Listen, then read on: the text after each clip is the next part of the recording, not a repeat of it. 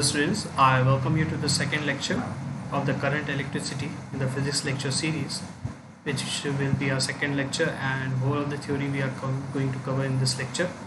So let's get started. तो basically जो आज का हमारा लेक्चर है वो करंट इलेक्ट्रिसिटी की कुछ प्रॉपर्टीज़ पे बेस्ड है। इनमें से आपकी कुछ प्रॉपर्टीज़ हैं relation between the drift velocity and the current. Drift velocity VD का हमने लास्ट टाइम डेरिवेशन देखा था। इसके बाद हम ओम्स लॉ को देखेंगे। आपने जो ओम्स लॉ 10th में पढ़ी है बिल्कुल ये वही वाली ओम्स लॉ है, बस थोड़ा सा और एक्सटेंडेड है। ड्रिफ्ट वेलोसिटी और मोबिलिटी के टर्म्स में हम उसको स्टडी करते हैं। फिर हम इलेक्ट्रिकल रेजिस्टेंस और टेम्परेचर डिपेंडेंस देखेंगे, उस पर क्या होती है। फिर रेजिस्टिविटी और उसकी टेम्परेचर डिपेंडेंस का क्या रोल है ये देखेंगे। और फिर हम देखेंगे कंडक्टेंस एंड कंडक्टिविटी क्या होती है। आज की जो मैं थ्योरी क्लास ले रहा हूँ ये बहुत ही इंपॉर्टेंट क्लास है, बिकॉज इसमें से आपके 5 से 7 नंबर आपके बोर्ड्स में आ सकते हैं। ठीक है, आप किसी भी बोर्ड से हों, ICSE, UP, CBSE, ये एक बहुत ही इंपॉर्टेंट टॉपिक है, इसलिए प्लीज़ आप इसको बहुत ही डिटेल में स्टडी कीजिएगा। तो आइए हम अपना आज का लेक्चर शुरू करते हैं। ठीक है, तो सबसे पहली चीज़ जो आज आपको पढ़नी है वो है what is the relation between the current I and the drift velocity V। Basically last time हमने डिस्कस किया था कि एक कंडक्टर में जब एक इलेक्ट्रॉन होता है वो अपना रैंडम मोशन शो करता है, एकदम रैंडमली वो चलता है, कैसे भी चलता है, और ऐसे ही सारे इलेक्ट्रॉन्स चलते हैं। तो उन इलेक्ट्रॉन्स पे अगर मैं यहाँ पे कुछ पोटेंशियल लगा दूँ तो इलेक्ट्रॉन्स एक्सेलरेट हो जाते हैं। इलेक्ट्रिक फील्ड क्योंकि कंडक्टर के अंदर आ जाती है और इलेक्ट्रॉन्स एक्सेलरेट करने लगते हैं। इलेक्ट्रिक फील्ड अपने साथ काइनेटिक एनर्जी लाती है, और जहाँ काइनेटिक एनर्जी आ जाती है वहाँ पे एक्सेलरेशन आ जाता है, और जहाँ एक्सेलरेशन आ जाता है वहाँ वेलोसिटी गेन होता है। तो जब हमने यहाँ पे कुछ भी पोटेंशियल नहीं लगाया था, जब बैटरी नहीं लगाई थी, इन दैट केस हमारे जो इनिशियल वेलोसिटी थे हम उसको U1, U2, U3 से रिप्रेजेंट कर रहे थे, जहाँ पे 1, 2, 3 रिप्रेजेंट करता है कि किस इलेक्ट्रॉन या किस चार्ज की हम बात कर रहे हैं। इनको हम पहले बोलते भी थे कि ये थर्मल वेलोसिटीज़ भी हैं आपकी। हम इनको बोलते थे that they are the thermal velocities. Thermal velocities वो वेलोसिटी है जो इलेक्ट्रॉन के पास पहले से हैं, जब आपने कुछ भी बाहर से एनर्जी नहीं दी है, इंटरनल एनर्जी के बल पे जो इलेक्ट्रॉन अपना मोशन करता है उसको हम बोलते हैं थर्मल एनर्जी। फिर मैंने आपको ये बताया था कि एक सिस्टम को स्टेबल होने के लिए कि उसमें से कोई इलेक्ट्रॉन बाहर ना आ रहा हो, अंदर ना आ रहा हो, मतलब बाहर ना जा रहा हो, उसके अंदर ना आ रहा हो, जब in that case the sum of the thermal energies is set to 0, और हमने VD के लिए एक एक्सप्रेशन को ड्रॉ किया था। तो आइए हम थोड़ी बहुत और चीज़ें देखते हैं। जब हम यहाँ पे बैटरी कनेक्ट करेंगे तो ये पॉजिटिव एंड बन जाएगा और ये नेगेटिव एंड बन जाएगा कंडक्टर के अंदर। इन दैट केस कंडक्टर के अंदर एक ऐसे इलेक्ट्रिक फील्ड आ जाएगी। यहाँ तक हमने बात की थी। और इलेक्ट्रॉन्स किस तरफ जाना चाहेंगे? इलेक्ट्रॉन्स हमेशा पॉजिटिव की तरफ जाना चाहेंगे। यहाँ आप मोशन देख सकते हो। ठीक है, तो इलेक्ट्रॉन का जो पाथ होता है जनरली वो कर्व्ड हो जाता है, ना कि स्ट्रेट लाइन। ठीक है, दिखाने में मैंने स्ट्रेट लाइन बना दिया है, generally it's curve like thing. तो drift velocity random motion of electron की वजह से आपका इलेक्ट्रॉन इस डायरेक्शन में मूव कर रहा है। एवरेज यूनिफॉर्म वेलोसिटी आपकी ड्रिफ्ट वेलोसिटी होती है। ये सारी चीज़ें हमने लास्ट लेक्चर में डिस्कस की थी। अब जो इलेक्ट्रॉन इनसाइड द मेटल जो मूव कर रहा होगा वो किसके एक्शन में मूव कर रहा होगा? बिल्कुल सही है आप लोग, वो इलेक्ट्रिक फील्ड के प्रभाव में वो इलेक्ट्रॉन अंदर की तरफ चल रहा है। अब अगर हम इस चीज़ को थोड़ा सा और डिटेल में देखें तो हमको ये पता चलता है कि जो हमारा क्या कहते हैं, चलिए हम कुछ जो हमारा ड्रिफ्ट वेलोसिटी है, अगर हम बोलें कि ये कंडक्टर है, वैसे मत सोचिए, वैसे टिपिकल पड़ जाएगा जैसे मैं आपको बताने की कोशिश कर रहा हूँ। एक्चुअली इंजीनियरिंग लेवल पे थोड़ी सी और चीज़ें अलग होती हैं, हम कई अजम्पशंस को नहीं मानते हैं। तो अगर यहाँ से आपका इलेक्ट्रॉन मूव करना शुरू किया और लेंथ L है, ठीक है, और टाइम T है, यहाँ से यहाँ आने में उसको T टाइम लग रहा है, और इलेक्ट्रॉन की ड्रिफ्ट वेलोसिटी हमने बोली थी कि एवरेज वेलोसिटी VD है, लेंथ L है, तो टाइम बराबर क्या होगा, कितना टाइम लगेगा इस पॉइंट से इस टाइम में आने में? तो आप बोलोगे L/VD लगेगा सर, फॉलोइंग द काइनेमेटिक्स। आपने जो 11 में काइनेमेटिक्स पढ़ी है उससे। अब क्योंकि इलेक्ट्रॉन्स करंट बनाते हैं कंडक्टर्स में, तो कंडक्टर की लेंथ ए है, area of cross section length L है और इधर area of cross section A है। सपोज करिए कि हमने पोटेंशियल डिफरेंस V का अप्लाई किया है दोनों एंड पे, मतलब यहाँ पे V की हमने कुछ बैटरी लगा दी है, ठीक है, ये एरिया A है, ये लेंथ L है, और इसके अंदर कुछ इलेक्ट्रिक फील्ड E आ रही है। तो आप ये बात जानते हो कि जो हमारा पोटेंशियल होता है वो क्या होता है, वो E डॉट L होता है, या जो इलेक्ट्रिक फील्ड होती है वो क्या होती है, वो V बाई L होती है। यहाँ तक सारी चीज़ें क्लियर होंगी आपको। इसके बाद हर एक मटेरियल की कुछ स्पेसिफिक रेजिस्टेंस होती है, जिसको हम रेजिस्टिविटी भी बोलते हैं, कुछ कंडक्टिविटी भी होती है। करंट डेंसिटी हमने उसी में डिस्कस किया था कि जब अगर यहाँ से यहाँ I करंट फ्लो कर रहा है और ये एरिया A है, तो करंट डेंसिटी बराबर होता है I बाई A। तो इन सारी चीज़ों को अगर हम बहुत ध्यान में रख के चलें तो हमको ये पता चलता है कि जो टोटल चार्ज, अब देखिए क्योंकि ये कंडक्टर है, कंडक्टर के अंदर क्या होते हैं, फ्री इलेक्ट्रॉन्स होते हैं। अब फ्री इलेक्ट्रॉन्स होंगे वो कंडक्टर के अंदर तो फिक्स्ड होंगे ना भैया। अगर फ्री इलेक्ट्रॉन्स की बात करें तो फ्री इलेक्ट्रॉन बेसिकली क्या होते हैं, जो आपके आउटर मोस्ट शेल के इलेक्ट्रॉन्स होते हैं। किसी भी चीज़ पे जो आउटर मोस्ट शेल के इलेक्ट्रॉन होते हैं, किसी भी मतलब क्या कहते हैं मेटल के, उन्हीं को हम क्या बोलते थे, फ्री इलेक्ट्रॉन। अब फ्री इलेक्ट्रॉन तो भैया फिक्स्ड रहेगा क्योंकि इसका मास फिक्स्ड है, मास ना बढ़ रहा है ना घट रहा है। So following the law of the conservation of the charge we can say that the Q enclosed is equals to volume of conductor. पूरे कंडक्टर का वॉल्यूम कितना है, उनमें कितने इलेक्ट्रॉन्स उस वॉल्यूम में वो, और हर एक इलेक्ट्रॉन पे चार्ज कितना है। अभी हर एक इलेक्ट्रॉन में मान लो चार्ज E है, ठीक है, और यूनिट वॉल्यूम में मान लो नंबर ऑफ इलेक्ट्रॉन्स n थे। n को हम क्या बोलते हैं, नंबर डेंसिटी। नंबर डेंसिटी का मतलब एक number of electrons per unit volume, ठीक है।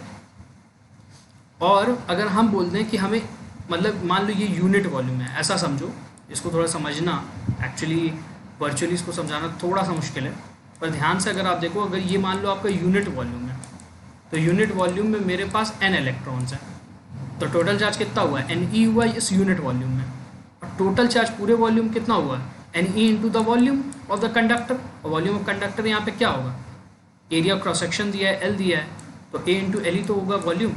तो जो आपका टोटल चार्ज होगा वो होगा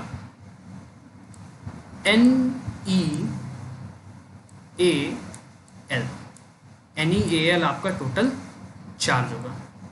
अब हमने आपसे बोला था कि करंट बराबर होता है Q बाई टी, करंट बराबर होता है Q बाई टी। फिर उसके बाद मैंने आपको ये बताया था कि T बराबर होता है, ठीक है,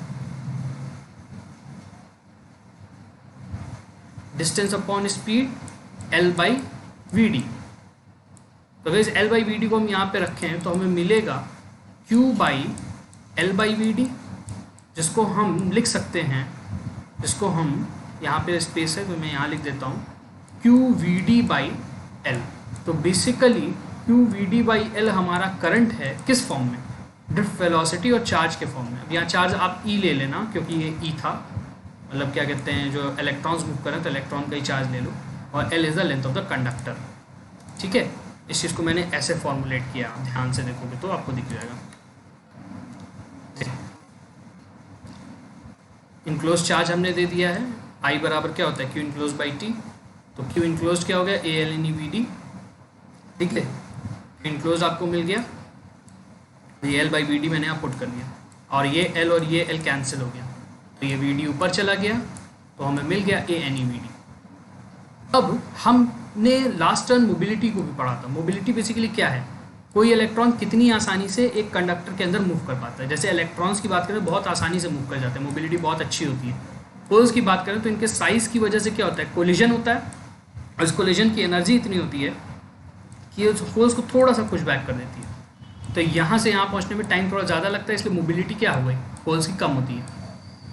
और बड़े चार्जेस की बात करें और बड़े होल्स की बात करें तो उनकी भी मोबिलिटी कम होती है, ठीक है। तो जो ड्रिफ्ट वेलोसिटी होती है मोबिलिटी के टर्म्स में क्या होती है, mobility into your electric field, ठीक है। अब मोबिलिटी हमने उस दिन मोबिलिटी के लिए फॉर्मूला निकाला E tau ME, where tau was your average relaxation time, what was the average relaxation time. अगर आपको थोड़ा बहुत याद हो तो एवरेज रिलैक्सेशन टाइम बेसिकली क्या था, अगर ये आपका कंडक्टर है, n इलेक्ट्रॉन्स यहाँ से यहाँ मूव कर रहे हैं, तो टाउ बराबर था T1 plus T2 plus T3 ठीक है, up to n terms whole divided by n, it was the average time taken by an electron to move from this point to this point. ठीक है, इस point से इस point तक आने में। और हम एवरेज रिलैक्सेशन टाइम का सहारा क्यों लेते थे? क्योंकि हर इलेक्ट्रॉन अपना खुद का रैंडम पाथ ले रहा है। जैसे एक इलेक्ट्रॉन ऐसे ले रहा होगा कुछ, ठीक है, दूसरा इलेक्ट्रॉन में भी ऐसे ऐसे कुछ ले रहा होगा, ठीक है, तीसरा इलेक्ट्रॉन मान लो ऐसे ऐसे कुछ ले रहा होगा, तो सबका टाइम अलग अलग आएगा, हर अलग अलग टाइम पे यहाँ पे लोग पहुँचेंगे, इसलिए हम एवरेज रिलैक्सेशन टाइम की बात करते हैं। तो tau was your average relaxation time and M E was your mass of electron which was computed as 9.1 into 10 power -31 kg। ठीक है, इस वैल्यू को याद रखिए। And E was your charge on electron which was 1.6 into 10 power -19 coulomb. अब जब हम इस वी डी की वैल्यू को यहाँ पे पुट करेंगे तो बेसिकली हमें क्या मिलना चाहिए? हमें मिलना चाहिए A N E square tau into electric field whole divided by mass of electron. Basically हमको यही फॉर्मूला मिलना चाहिए। अब ध्यान से देखो तो E square is a constant, relaxation time is a constant, mass of electron is constant. इनको हम बाहर निकाल लेंगे तो हमें बचेगा A N E by M E. एक सिस्टम के लिए अगर हम बात करें तो ए एन भी कांस्टेंट है, मास ए एन भी कांस्टेंट है, एम ई तो खैर कांस्टेंट है, ये हम पता नहीं है क्यों लिखा है। तो इन दैट केस आप वेरी किसको करा सकते हो? इलेक्ट्रिक फील्ड को, क्योंकि इलेक्ट्रिक फील्ड होती है वोल्टेज बाई लेंथ, तो वोल्टेज को वैरी करा के आप इलेक्ट्रिक फील्ड को वैरी करा सकते हो। तो बेसिकली आपने जो ओम्स लॉ में पढ़ा वो गलत नहीं पढ़ा। करंट किसके प्रोपोर्शनल चलता है? करंट हमेशा पोटेंशियल डिफरेंस के प्रोपोर्शनल चलता है। क्यों पोटेंशियल डिफरेंस के प्रोपोर्शनल चलता है? क्योंकि इस फॉर्मूले में जो डिपेंडेंट टर्म है वो कौन है? वी है, बाकी सब क्या है? एक सिस्टम के लिए कांस्टेंट है। ठीक है, जब डिफरेंट सिस्टम की एनालिसिस करेंगे तो सबको कंसिडर करेंगे। ओके, अब हम आगे बढ़ते हैं, आगे मूव करते हैं अपने डिस्कशन के साथ। तो जो गवर्निंग इक्वेशन करंट की निकल के आई वो आई है। On seeing it we can say that on at a whole, मतलब एक पूरे तरीके से अगर हम बोलें, एक जैसे उसको बोलते नहीं हिंदी में वो वर्ड है सार, एक सार के तौर पे बोलें तो सार के तौर पे एरिया ऑफ क्रॉस सेक्शन से करंट वेरी करता है। मतलब अगर एरिया ऑफ क्रॉस सेक्शन ज़्यादा होगा तो करंट ज़्यादा फ्लो करेगा। जैसे मान लो तुमने आयरन की पाइप ली, एक का रेडियस तुम 5 ले लो, वैसे ही एक दूसरी पाइप ले लो जिसका रेडियस 10 है, सब कुछ सेम रखो, पोटेंशियल सेम अप्लाई करो, करंट किस में ज़्यादा बनेगा? इसमें ज़्यादा बनेगा। क्यों बनेगा ज़्यादा? क्योंकि इसका वॉल्यूम ज़्यादा है। वॉल्यूम ज़्यादा है तो इसका मतलब क्या? नंबर ऑफ इलेक्ट्रॉन्स क्या है? ज़्यादा है। यूनिट वॉल्यूम में नंबर ऑफ इलेक्ट्रॉन ज़्यादा है। चार्ज डेंसिटी के ऊपर डिपेंड करेगा। अब आपकी चार्ज डेंसिटी क्या होती है? चार्ज डेंसिटी मतलब कितना ये चीज़ वो क्या कहता है, कितने फ्री इलेक्ट्रॉन्स वो चीज़ रख रहा। जैसे कि अगर सिल्वर की बात करो, एजी की बात करो, अगर ये सिल्वर की रॉड होती तो इसकी कंडक्टिविटी ज़्यादा होती क्योंकि चार्ज डेंसिटी इसमें बहुत हाई होती, फ्री इलेक्ट्रॉन्स बहुत ज़्यादा होते। लेकिन कॉपर की बात करते तो एजी के कंपैरिजन में कॉपर में लेस होती, और अल्युमिनियम की बात करते तो थोड़ी और कम होती। तो बेसिकली उसको डेटा से इवैल्यूएट करते हैं। ये आपका वो होता है चार्ज डेंसिटी। अब हम बात करते हैं एवरेज रिलैक्सेशन टाइम की। तो बेसिकली एवरेज रिलैक्सेशन टाइम कैसे अफेक्ट कर रहा है? डायरेक्टली प्रोपोर्शनल है। ठीक है, अगर एवरेज रिलैक्सेशन टाइम आपका बढ़ता है तो करंट आपका बढ़ता है। ठीक है, आपका एवरेज रिलैक्सेशन टाइम बढ़ने का मतलब क्या है? एक इलेक्ट्रॉन यहाँ से यहाँ बहुत जल्दी पहुँच रहा होगा तो करंट ज़्यादा तेज़ बनेगा। इसके बाद हम टेम्परेचर की बात करते हैं। अगर आप टेम्परेचर की बात करो तो टेम्परेचर के ऊपर कई फैक्टर्स हैं जो डिपेंड करते हैं। वैसे अगर टेम्परेचर बढ़ाओगे तो रैंडम मोशन और बढ़ जाएगा, कोलिजन भी बढ़ जाएगा, तो एवरेज रिलैक्सेशन टाइम क्या होगा? थोड़ा सा बढ़ जाएगा। तो करंट क्या होना चाहिए? बढ़ना चाहिए। मास ऑफ चार्ज कैरियर्स, अब जैसे कि मास ऑफ चार्ज कैरियर यहाँ पे तो उतना ज़रूरी नहीं है, पर जब सेमीकंडक्टर पढ़ोगे तो वहाँ पढ़ोगे इलेक्ट्रॉन्स और वहाँ पढ़ोगे होल्स, दो चीज़ें पढ़ोगे। इलेक्ट्रॉन का मास कम होता है, होल्स का ज़्यादा होता है।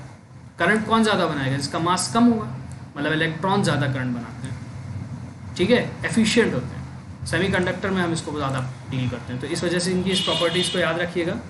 अब इसके बाद हम डिस्कस करने जा रहे हैं Ohm's law. It's a basic law of the current electricity which you all have studied.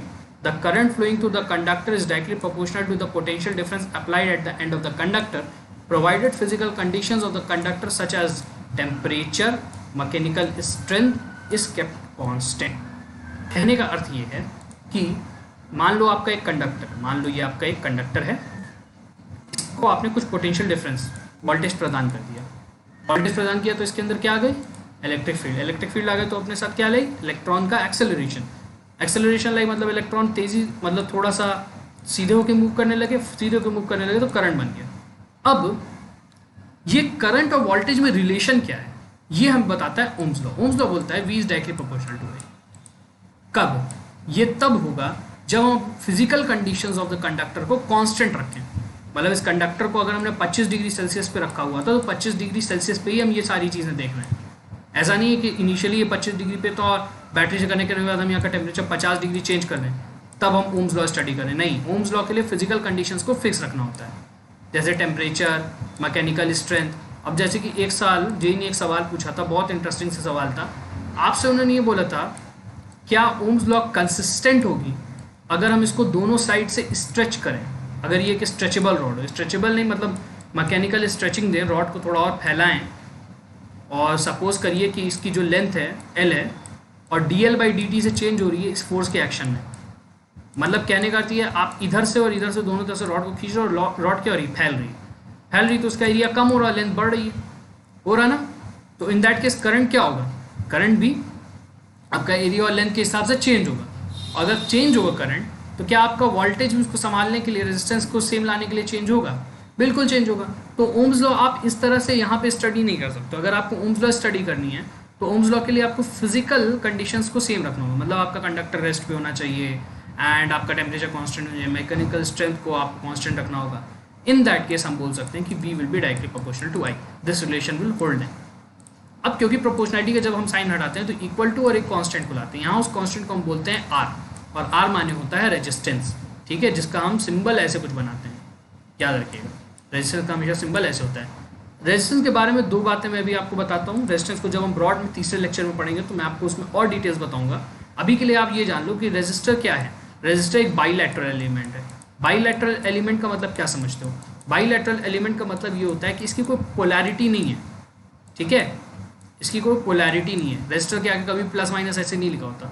आप रेजिस्टर को सीधा जोड़ो या उल्टा, अगर ये 2 ओम का रेजिस्टर है आप उसको ऐसे जोड़ो या आप ऐसे जोड़ो, बात हमेशा सेम ही रहेगी, वो रहेगा ही 2 ओम का। इसके बाद जो चीज़ आपको जाननी चाहिए वो ये है कि रेजिस्टर एक डिसिपेटिव एलिमेंट है। कैसा एलिमेंट है? डिसिपेटिव है।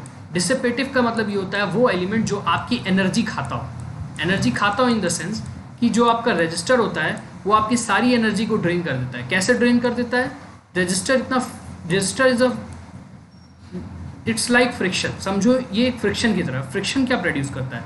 फ्रिक्शन प्रोड्यूस करता है अननेसेसरी हीट। तो जब ये रेजिस्टर से करंट फ्लो करता है तो I²R के हिसाब से हीट रिलीज होती है, और ये हीट बेसिकली आपकी एनर्जी है जो कहाँ से आ रही है, जो बेसिकली आ रही है बैटरी से। बैटरी भाई एनर्जी का सोर्स है, आपने एनर्जी लगाया, आगे रेजिस्टर तो रेजिस्टर से एनर्जी को कंज्यूम कर लेता है। तो बेसिकली यही होता है आपका रेजिस्टर। अब रेजिस्टर कई तरीके के होते हैं, वो सारी चीज़ें हम तीसरे लेक्चर में देखेंगे। अभी के लिए हम ओम्स लॉ के ऊपर और आते हैं। तो Ohm's law basically V = IR है, जैसा कि अभी मैंने आपको पढ़ा दिया। अब इसके बाद हम, अगर आपको याद हो तो अभी हमने बोला V is directly proportional to I। V is directly proportional to I। V is directly proportional to I का मतलब क्या निकलता है? It's a straight line graph. कैसा ग्राफ होगा? स्ट्रेट लाइन ग्राफ होगा। V वर्सेस I का ग्राफ हमेशा कैसा होगा? स्ट्रेट लाइन ग्राफ होगा, ठीक है। डेल्टा V/डेल्टा I आपका क्या होगा? रेजिस्टेंस के बराबर होगा ना। तो slope of this VI graph always gives what? Gives your resistance which is constant for a material, ठीक है। तो V वर्सेस I का ग्राफ प्लॉट करते हैं। आई थिंक यहाँ पे ग्राफ थोड़ा सा गड़बड़ हो गया है। ये V होना चाहिए और ये I होना चाहिए, एंड इन दैट केस यहाँ पे आपका डेल्टा V आएगा और यहाँ पे आपका डेल्टा I आएगा, और ये एंगल थीटा होगा। तो जो स्लोप आपकी निकलेगी वो स्लोप क्या होगी? आप लोग ने मैथमेटिक्स में पढ़ा होता है, स्ट्रेट लाइन की स्लोप होती है tan theta, where theta is the angle subtended by your x axis. तो अगर ये थीटा तो ये भी थीटा, तो tan थीटा, और इसके बाद tan थीटा क्या होगा? हाइट बाई बेस होता है, टिग्नोमेट्री, डेल्टा V/डेल्टा I। तो बेसिकली डेल्टा V/डेल्टा I क्या देता है? रेजिस्टेंस। तो ग्राफ के हिसाब से इवैल्यूएशन इस हिसाब से होता है। आप एक बार इस ग्राफ को देख लें, एक बार आप चीज़ों को देख लें। अगर आपका लीनियर ग्राफ नहीं आ रहा, कुछ भी पैराबोलिक आ रहा है, कुछ फंक्शनल ग्राफ आ रहा, तो इसका मतलब ओम्स लॉ वहाँ पे होल्ड नहीं करती है। ओम्स लॉ हम के लिए अगर आप वोल्टेज और करंट का ग्राफ बनाते हो तो आपको कैसा ग्राफ बनना चाहिए? Linear, straight line. अगर लीनियर नहीं आ रहा है तो आई रिपीट, अगर लीनियर नहीं आ रहा है तो इसका मतलब ये समझो कि ओम्स लॉ नहीं वो रेजिस्टर ओबे करता है। जैसे कि अगर तुम बात करो जंक्शन डायोड्स की, ठीक है, सेमीकंडक्टर पढ़ोगे तो वहाँ जंक्शन डायोड्स पढ़ोगे। तो जंक्शन डायोड का अगर हम वी ग्राफ बनाते हैं तो वी ग्राफ बेसिकली उसका कुछ ऐसे बनता है, देखना ध्यान से। अब ये स्ट्रेट लाइन दिख रहा कहीं से भी ये स्ट्रेट लाइन ग्राफ नहीं है, तो बेसिकली ये एक नॉन ओमिक रेजिस्टर है, ठीक है। क्या है ये चीज़?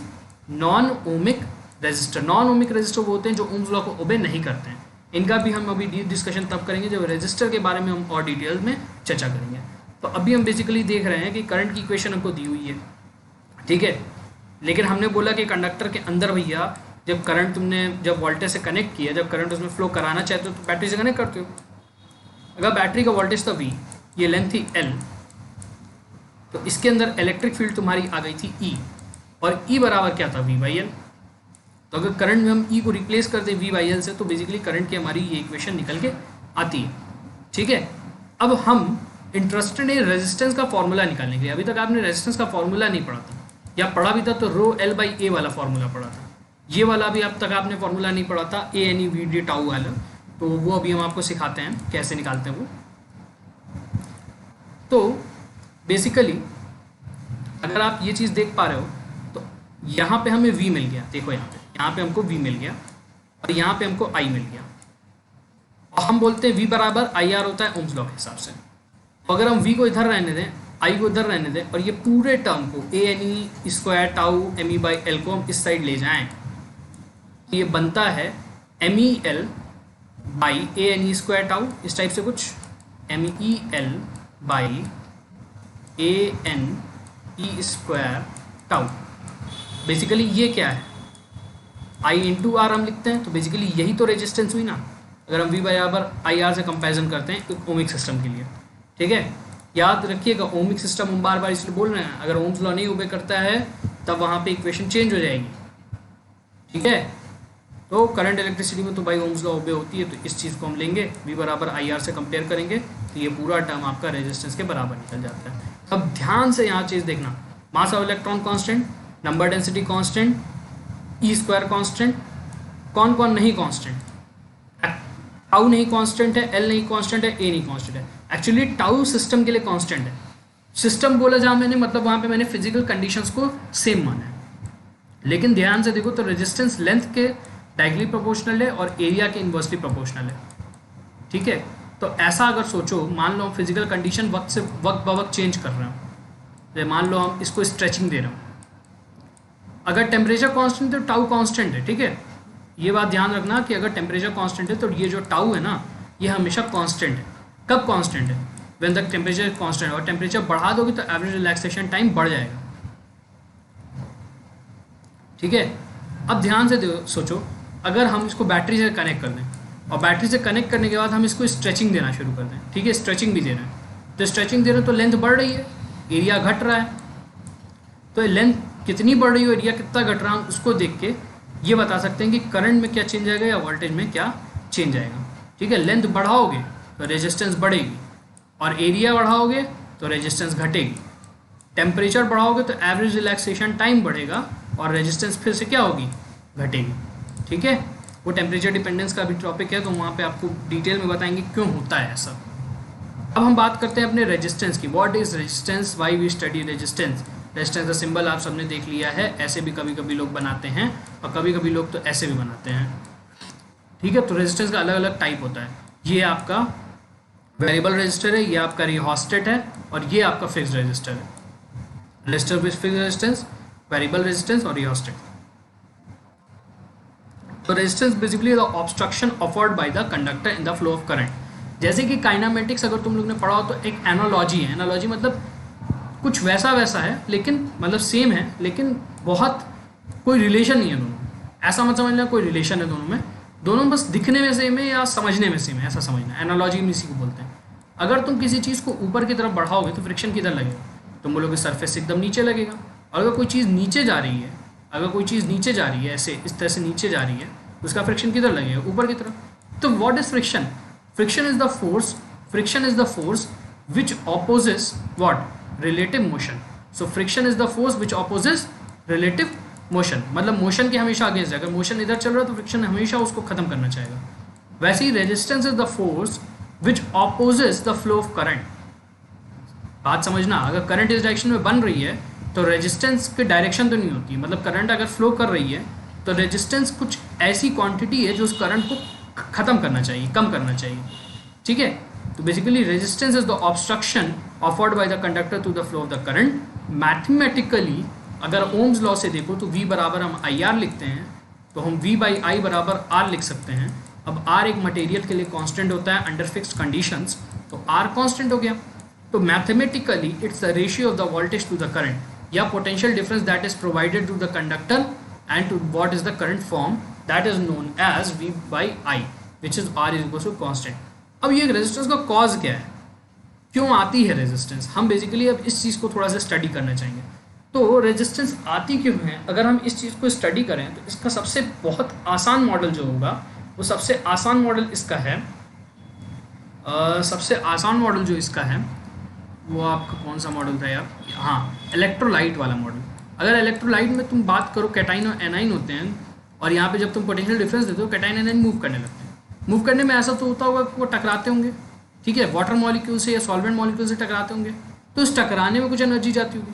तो बेसिकली ये आपकी इंटरनल रेजिस्टेंस होती है जो बैटरी खुद के साथ लाती है। मतलब बैटरी भी कैसे आती है, बैटरी भी कुछ ना कुछ रेजिस्टेंस के साथ आती है, ठीक है, जिसको हम बाद में अभी ईएमएफ वगैरह की इक्वेशन से पढ़ेंगे, तो खैर वो तो बात की बात है। लेकिन कंडक्टर में कहाँ से रेजिस्टेंस आ रही है, हमारा क्वेश्चन अभी ये है कि कंडक्टर में रेजिस्टेंस कहाँ से आ रही है। तो बेसिकली अगर ये तुम्हारा कंडक्टर है, समझ ध्यान से, अगर ये तुम्हारा कंडक्टर है और इसमें ढेर सारे इलेक्ट्रॉन मूव करें तो आपस में इलेक्ट्रॉन टकराएंगे ना, तो टकराते वक्त कुछ ना कुछ एनर्जी निकलेगी। तो बेसिकली वो एनर्जी सिस्टम में तो नहीं हुई, मतलब वो बैटरी की एनर्जी थी वो बाहर निकल गई, बैटरी में दोबारा नहीं जा पाई। तो जब यहाँ से वापस कुछ एनर्जी आई तो कुछ एनर्जी कम हुई होगी, तो ये एनर्जी कौन खा गया, ये टकराना जो हुआ इलेक्ट्रॉन का वही वो एनर्जी खा गया। तो ये इलेक्ट्रॉन बेसिकली ये चीज़ कौन खा गया, रेजिस्टेंस आपकी एनर्जी को खा गया। तो resistance is due to the collision of the free electron with the ions और the atom of the conductor while drifting towards the positive end. Drifting इसलिए लिखा है क्योंकि हम ये सारी बातें ड्रिफ्ट वेलोसिटी के रिस्पेक्ट में कर रहे हैं और स्टैग्नेंट कंडीशंस पे कर रहे हैं। और पॉजिटिव एंड इसलिए लिखा है क्योंकि इलेक्ट्रॉन हमेशा किधर मूव करेगा, positive end of the battery की तरफ। Clear, I hope so it will be clear. अगर आपको फिर भी कोई डाउट रहता है तो नीचे कमेंट सेक्शन में, और अगर आप मेरी क्लास ज्वाइन की हो तो मेरे क्लास में मुझसे वो डाउट डिस्कस कर सकते हो, ठीक है। Okay, now let us discuss unit and the dimensions. The SI unit और the resistance is volt ampere. हमने पढ़ा रेजिस्टेंस बराबर क्या होता है, V by I, potential difference होता है वोल्ट, आई होता है एम्पियर, तो वोल्ट पर एम्पियर बन गया। और वोल्ट पर एम्पियर को हम क्या बोलते हैं, ओम, जिसका सिंबल आपका कुछ ऐसा सिग्मा वाला सिंबल होता है, ध्यान देखिए। अब एक ओम क्या है, एक ओम वो करंट है, एक ओम वो करंट है। जब 1 वोल्ट का आप पोटेंशियल देते हो और उस वक्त अगर 1 एम्पियर करंट फ्लो कर रहा है तो रेजिस्टेंस को हम कितनी बोलेंगे, 1 ओम।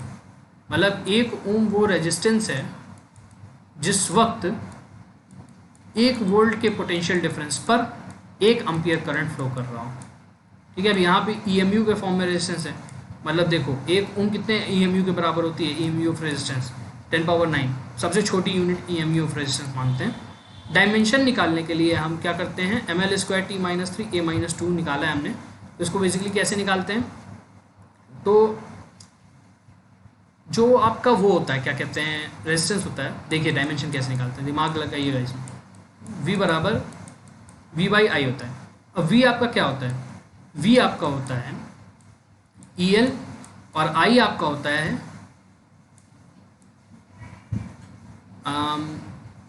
I आपका एम्पियर होता है, सॉरी I आपका एम्पियर होता है, इसको यहाँ तो चेंज करेंगे नहीं। I आपका, I की डायमेंशन क्या होती है बेसिकली, आपकी I की डायमेंशन होती है एम्पियर। तो एम्पियर को हमने यहाँ पे डिनोट कर दिया इस टाइप से। अब इलेक्ट्रिक फील्ड होती है force into electron into L. अब इलेक्ट्रॉन जो आपका होता है वो होता है AT और नीचे भी क्या है एक A, लेंथ को डिनोट करते हैं L से। फोर्स होती है mLT-2, ठीक है। A कैंसिल हो गया, एक मिनट रुक जाओ, A कैंसिल कैसे हो गया,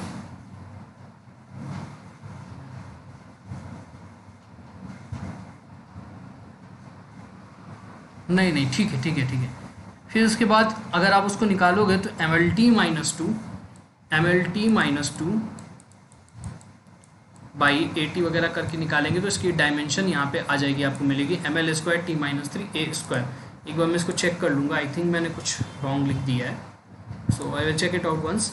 ओके, हमने अभी देखा कि रेजिस्टेंस किसके प्रोपोर्शनल डायरेक्टली L के और रेजिस्टेंस इन्वर्सली प्रोपोर्शनल है R के। तो बेसिकली रेजिस्टेंस क्या हो गई, R बराबर R directly proportional to L/A, या हम लिख सकते हैं R बराबर ρ/A, rho L/A। Now what is rho? Rho is the resistivity और द स्पेसिफिक रेजिस्टेंस। ठीक है, याद रखिएगा रेजिस्टेंस क्या है, एक सिस्टम की प्रॉपर्टी है, और रेजिस्टिविटी क्या है, एक मटेरियल की प्रॉपर्टी है। मटेरियल टू मटेरियल रेजिस्टिविटी बदलेगी और रेजिस्टेंस सिस्टम टू सिस्टम बदलेगी। जब हम सिस्टम की बात कर रहे हैं तो मान लो नाइक्रोम की एक वायर है, एक बार 25 डिग्री पे देख रहे हैं तो एक अलग सिस्टम है, 50 डिग्री पे अलग सिस्टम है। और रेजिस्टिविटी का मतलब क्या है, मान लो नाइक्रोम वायर को देख रहे हैं और कॉपर वायर को देख रहे हैं, तो नाइक्रोम वायर एक अलग ऑब्जेक्ट है और कॉपर वायर एक अलग ऑब्जेक्ट है। ठीक है, इस चीज़ की क्लैरिटी रखना। R बराबर रो L/A लिखा जाता है, ये रेजिस्टिविटी और रेजिस्टेंस के बीच का रिलेशन है। Now what is the temperature effect over the resistance? What is the temperature effect over the resistance? Okay, so now we will be discussing what will the temperature effect over the resistance. अब हमने बोला R बराबर रो L/A होता है, लेकिन हमने R के लिए अभी ये फॉर्मूला निकाला था डिफरेंट वेलोसिटी से, mL/ne² τ/a। अगर R बराबर रो L/A से अगर हम इसको कंपेयर करें रो L/A से, तो बेसिकली हमारा रो कौन है, हमारा रो आपका निकलता है ये वाला पार्ट, देखो mne² τ वाला पार्ट हमारा क्या है, रेजिस्टिविटी का बेसिकली। अब टेम्परेचर, लेंथ और एरिया तो टेम्परेचर पर बहुत ज़्यादा डिपेंड नहीं करेगा। हम यहाँ पे अगर हम सिस्टम को आइडियल मान लें थर्मल एक्सपेंशन नहीं हो रही है या सुपरफिशियल एक्सपेंशन कंट्रैक्शन नहीं हो रहा है, तो एरिया और लेंथ में कोई चेंज नहीं होगा। लेकिन रियलिटी में क्या होता है, जब आप मेटेलिक कंडक्टर को हीट करते हो तो मेटेलिक कंडक्टर फैलता है, मतलब अगर उसकी कुछ लेंथ L रही होगी, हीट करने में थोड़ा सा ही फैलेगा, लेकिन फैलेगा और डेल्टा L की लेंथ बना लेगा, और जो एरिया होगा वो डेल्टा A से थोड़ा सा बढ़ जाएगा। तो इसको हम एक्सपेंशन बोलते हैं, थर्मल एक्सपेंशन। आप लोग ने 11th में वो हीट ट्रांसफर के वक्त ही पढ़ा होगा। तो थर्मल एक्सपेंशन को अगर हम यहाँ इग्नोर कर दें, सुनना ध्यान से, और मेटल की वाइब्रेशन को भी थोड़ा सा इग्नोर कर दें, ठीक है, इन दैट केस जो टेम्परेचर होता है, जो टेम्परेचर आपका होता है, तो जब आप टेम्परेचर को बढ़ाते हो तो नंबर ऑफ कोलिजन्स जो होते हैं फ्री इलेक्ट्रॉन के वो बढ़ जाते हैं, और जब नंबर ऑफ इलेक्ट्रॉन्स के फ्री कोलिजन बढ़ जाते हैं तो एवरेज रिलैक्सेशन टाइम घट जाता है। ठीक है, एवरेज रिलैक्सेशन टाइम घट जाता है तो रेजिस्टेंस बढ़ जाती है। कहने का अर्थ ये, टेम्परेचर जैसे जैसे बढ़ाओगे रेजिस्टेंस वैसे वैसे बढ़ेगी। अगर ओमिक रजिस्टर है, फिर से हम बात कर रहे हैं ओमिक और नॉन ओमिक की, अगर ओमिक रजिस्टर है तो टेम्परेचर के साथ उसकी रेजिस्टेंस कैसे बढ़ेगी, लीनियरली बढ़ेगी। मतलब अगर R0 रही होगी तो कुछ T1 टेम्परेचर के बाद वो R1 हो जाएगी। ठीक है, तो रेजिस्टेंस लीनियरली बढ़ेगी। तो अगर RO आपकी रेजिस्टेंस है 0 डिग्री सेल्सियस पर और RT मान लेते हैं आपकी रेजिस्टेंस है T डिग्री सेल्सियस पर, अल्फा और बीटा कोफिशिएंट ऑफ रेजिस्टेंस है, तो हम लिखते हैं RT बराबर 1 + α_t βt²। इस फॉर्मूले को याद रखना। अगर टेम्परेचर डिफरेंस बहुत छोटा है, ठीक है, सॉरी टेम्परेचर डिफरेंस बहुत बड़ा है, टेम्परेचर डिफरेंस बहुत बड़ा है, T की बहुत बड़ी वैल्यू लिया, 300 से बड़ी वैल्यू लिया, तो हमारा वेरिएशन RT बराबर RO 1 + α_t βt² हो जाता है। वरना बीटा की वैल्यू इतनी छोटी होती है कि अगर टेम्परेचर 300 डिग्री से सेल्सियस से कम है तो BT² नियरली 0 के आ जाता है। तो इन दैट केस अगर आपका टेम्परेचर 300 से कम है तो RT बराबर RO 1 + α_t आपका रेजिस्टेंस का वेरिएशन होगा टेम्परेचर के साथ, where T is the temperature. Confuse मत होगा, ये T आपका क्या था, यही T आपका टेम्परेचर है, यहाँ पे स्मॉल t में लिख दिया इन्होंने, ये कैपिटल T होगा। तो RT minus RO T into T, ये आपका अल्फा है। अल्फा क्या है, कोफिशिएंट ऑफ रेजिस्टेंस है। कंफ्यूज मत होइएगा, ये coefficient of thermal linear expansion नहीं है, दोनों अलग अलग चीज़ें हैं। अब इसके बाद हम बात करने वाले हैं कि मान लो दो रेजिस्टेंस है, मान लो T1 पे हमारी रेजिस्टेंस R1 थी और T2 पे हमारी रेजिस्टेंस R2 है। तब हम कैसे कैलकुलेट करेंगे, तो R1 पे आपकी रेजिस्टेंस रही होगी R0 1 + अल्फा T1, यही रही होगी, और R2 पे आपकी रेजिस्टेंस क्या रही होगी, R0 1 + अल्फा T2। ठीक, हमें आर नॉट नहीं पता है, हमें सिर्फ R1 R2 पता है और अल्फ़ा पता है, T1 पता है, लेकिन T2 भी नहीं पता है। तो हमें T2 कैसे निकालेंगे आर नॉट बिना जाने? तो हम क्या करेंगे, इसको डिवाइड करेंगे ताकि आर नॉट का टर्म कैंसिल हो जाए और हमारा घूम फिर के ये टर्म निकल के आए। तो अगर आपको R1 गिवन है, R2 गिवन है, T1 गिवन है, तो आप T2 को निकाल सकते हो। ठीक है, और इस केस में अल्फ़ा को अगर आप सब्जेक्ट बनाओगे तो आपको ये कुछ फॉर्मूला निकल आएगा। ठीक है, और फिर जब R बराबर आर नॉट को लोगे तो अप्रॉक्सीमेट वैल्यू क्या निकलनी चाहिए वो आपको मिल जाएगी। तो इस हिसाब से हम सारी चीज़ों को स्टडी करते हैं। ओके, इसके बाद हमको ये देखना है कि अलग अलग मेटल्स में या अलग अलग सिस्टम्स में कैसे वेरिएशन होता है।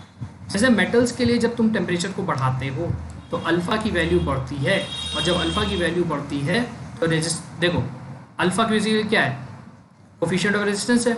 जब कोफिशिएंट ऑफ रेजिस्टेंस बढ़ेगा तो R is directly proportional to alpha, resistance क्या होना चाहिए, बढ़ेगा। और जाहिर सी बात है मेटल में जब तुम टेम्परेचर को बढ़ाओगे तो रेजिस्टेंस बढ़ेगा नहीं। अभी यार मेटल में फ्री इलेक्ट्रॉन ज़्यादा होते हैं, टेम्परेचर बढ़ाओगे तो कोलिजन ज़्यादा होगा, कोलिजन ज़्यादा होगा तो एवरेज रिलैक्सेशन टाइम घटेगा, एवरेज रिलैक्सेशन टाइम घटेगा तो रेजिस्टेंस क्या होना चाहिए, बढ़ना ही तो चाहिए। फिजिकल एक्सप्लेनेशन यही है, collision frequency of the electron with the immobile positive ion will increase. इसके बाद हम बात करते हैं नॉन मेटल्स के लिए। तो नॉन मेटल्स के लिए अगर तुम देखो तो अल्फ़ा ज़ीरो होता है, जो कोफिशिएंट ऑफ रेजिस्टेंस होता है वो ज़ीरो होता है। अगर अल्फ़ा ज़ीरो होता है तो रेजिस्टेंस टेम्परेचर पे डिपेंड ही नहीं करती। नॉन मेटल्स के लिए कभी भी रेजिस्टेंस टेम्परेचर पे डिपेंड नहीं करेगी, क्योंकि complete absence of free electron होता है नॉन मेटल में। नॉन मेटल में फ्री इलेक्ट्रॉन्स नहीं होते हैं। ठीक है, ये एक थ्योरी है जो आपको जाननी चाहिए।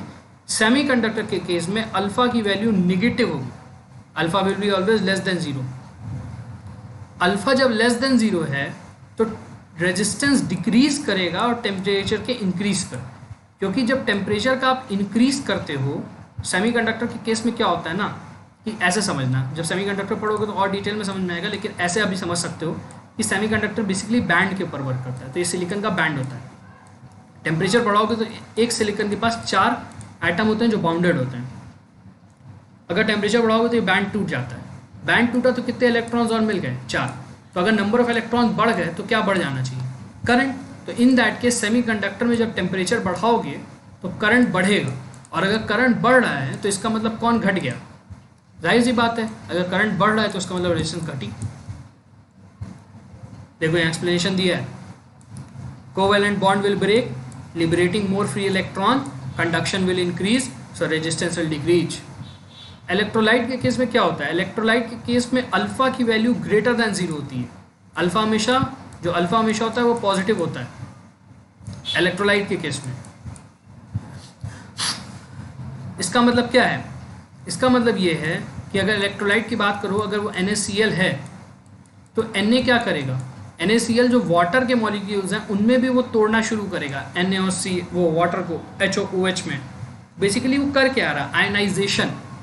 और जब आयनाइजेशन होगा जैसे मान लो ऐसा कुछ है, ये ध्यान से समझना, मान लो ये तुम्हारा कंटेनर है, ठीक है, इसमें हमने Na+ और Cl- के आयंस रखे हुए हैं, बाद में हम पानी डाल दें, पानी अभी न्यूट्रल है, Na+ के कांटेक्ट में आएगा तो क्या होगा, Na+ OH- खींच लेगा और H+ लिबरेट हो जाएगा। तो देखो चार्ज, नंबर ऑफ चार्जेस बढ़ रहे हैं ना, चार्जेस बढ़ेंगे तो करंट बढ़ना चाहिए।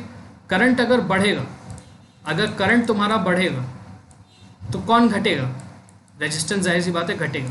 तो इलेक्ट्रोलाइट में भी टेम्परेचर बढ़ाने पर क्या होता है, रेजिस्टेंस घटता है। तो डिग्री ऑफ आयनाइजेशन इंक्रीज करती है, सोल्यूशन बिकम लेस विस्कस। ठीक है, तो ये विस्कस इफेक्ट आता है। ओके, अब हम बात करते हैं गैसेस के लिए। तो जो गैसेस होती हैं वो भी इसी तरीके के फ्लूइड टाइप की होती हैं। Basically gases are also fluids. So जो सिमिलर प्रॉपर्टी, जैसे आप वाटर NaCl का एग्जाम्पल अभी बताया वैसे ही करेंगे।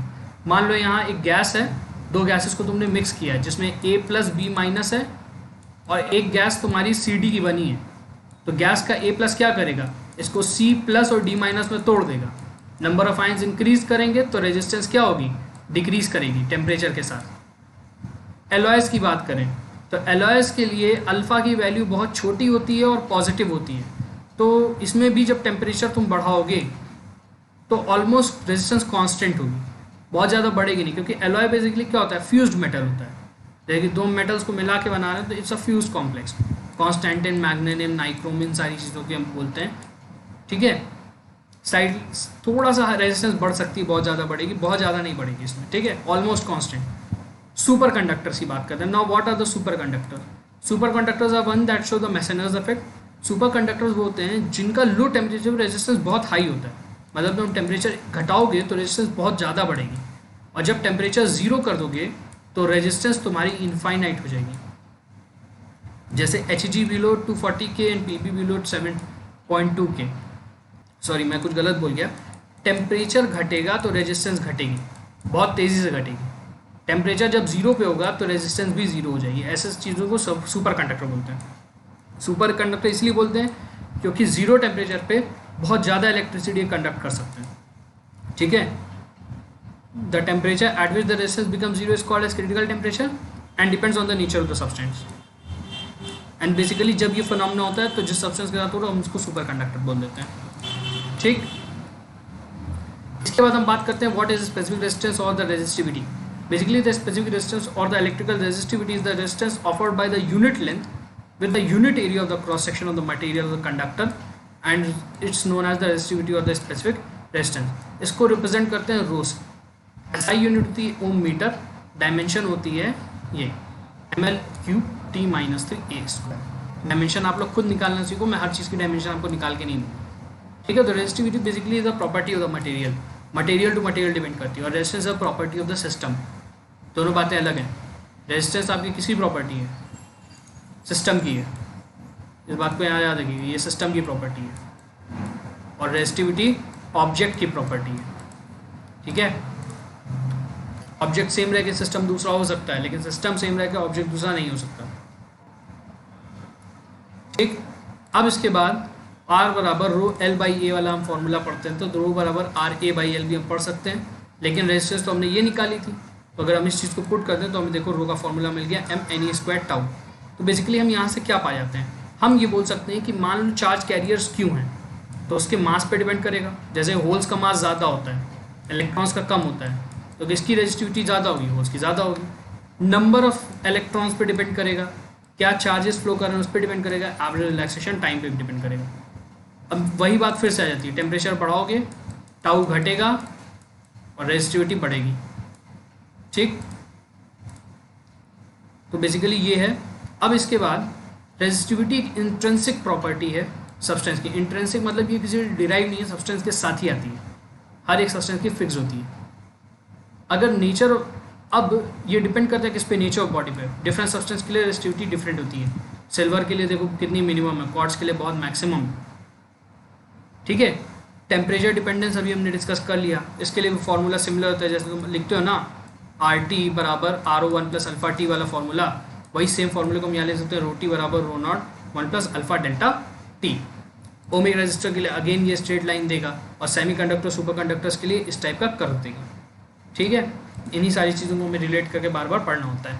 इम्प्योरिटी और मैकेनिकल स्ट्रेस, अगर आपके सिस्टम में इम्प्योरिटी, अगर आपके ऑब्जेक्ट में इम्प्योरिटी है, यही मान लो ये ऑब्जेक्ट है, इसमें इम्प्योरिटी आ गई, तो इन दैट केस रेजिस्टिविटी जो होती है वो आपकी इंक्रीज कर जाती है।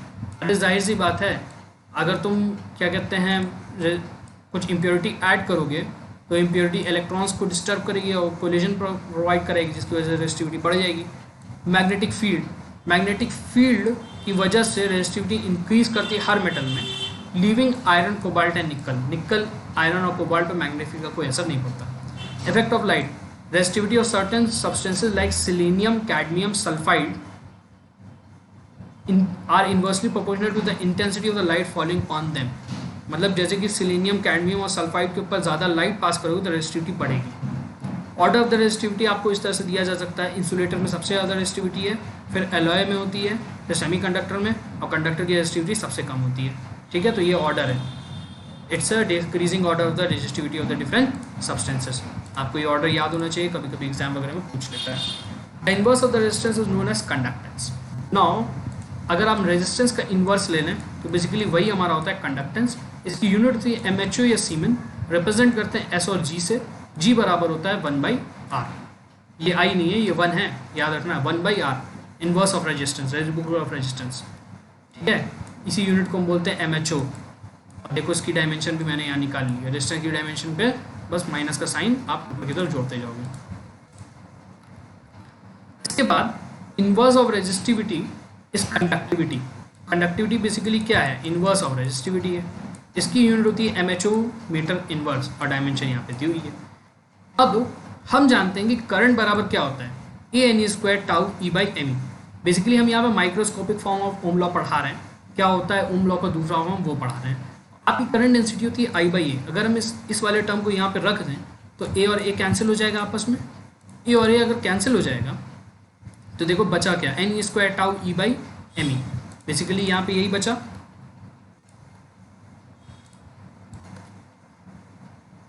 अब इसके बाद देखो यही चीज़ अगर बची तो हमने पढ़ा था कि रो बराबर क्या होता है, ME/N² टाउ, लेकिन यहाँ N² टाउ बाई ME लिखा है, तो बेसिकली ये क्या है, 1/रो है। और 1/रो हमारा क्या होता है, कंडक्टिविटी। रेजिस्टिविटी का रेसिप्रोकल होता है कंडक्टिविटी। तो करंट डेंसिटी बराबर conductivity into electric field inside conductor. Basically this is a microscopic form of the Ohm's law as a vector, क्योंकि इलेक्ट्रिक फील्ड भी वेक्टर है और करंट डेंसिटी वेक्टर है, और वो स्केलर के लिए फॉर्म था, ठीक है। Microscopic form of Ohm law है, कभी कभी MCQ वगैरह में पूछ लेता है, इसलिए उसको सीरियसली पढ़ना। कुछ क्वेश्चंस हैं जिनको हम फटाफट डिस्कस कर लेते हैं। ये आपका क्वेश्चन है VI ग्राफ वाला।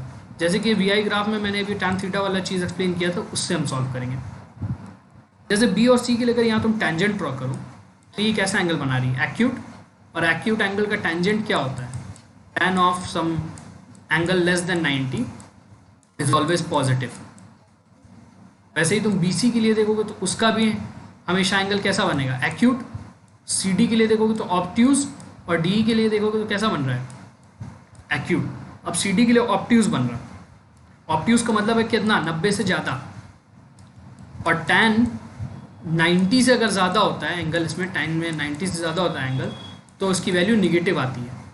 तो यहाँ पूछा है for which of the graph negative resistance आपको मिलेगी। तो अगर tan नेगेटिव है तो इसका मतलब रेजिस्टेंस नेगेटिव है, किसके लिए मिलेगी, CD के लिए। ये एक नॉन ओमिक रजिस्टर का ग्राफ है। नॉन ओमिक इसलिए क्योंकि ये स्ट्रेट लाइन ग्राफ नहीं है। CBSE CBMT में पूछा था, थोड़ा सा मैथ्स का कॉन्सेप्ट आपको चाहिए था, ठीक है। बाकी सारे क्वेश्चंस मैंने आपके ट्रायल के लिए छोड़ दिए हैं, उनके मैंने वहाँ नीचे सॉल्यूशंस पोस्ट कर दिए हैं। आपको मैं शीट आज के लिए भेज दूंगा, शीट को ज़रूर सॉल्व कीजिएगा। Thank you for the lecture. Next turn हमें कुछ चीज़ें और डिस्कस करनी है। रजिस्टर का कॉम्बिनेशन डिस्कस करना है, जैसे आपके कैपेसिटर का डिस्कस किया था, सेम वही फॉर्मेट। इसके बाद हम बैटरी की कॉम्बिनेशंस की बात करेंगे, और हम सिस्टम के रेजिस्टेंस को कैसे कैलकुलेट करते हैं। जैसे कि अगर ये आपका एक सिस्टम है, रेजिस्टिविटी, लेंथ, एरिया वगैरह दिए हैं, तो उसका रेजिस्टेंस अब कैसे निकालेंगे, हम ये सारी चीज़ों को कैलकुलेट करना सीखेंगे। फिर हम कुछ क्वेश्चन को लेंगे जिनमें हम टेम्परेचर डिपेंडेंस को भी थोड़ा बहुत देखेंगे। Okay, thank you for the lecture.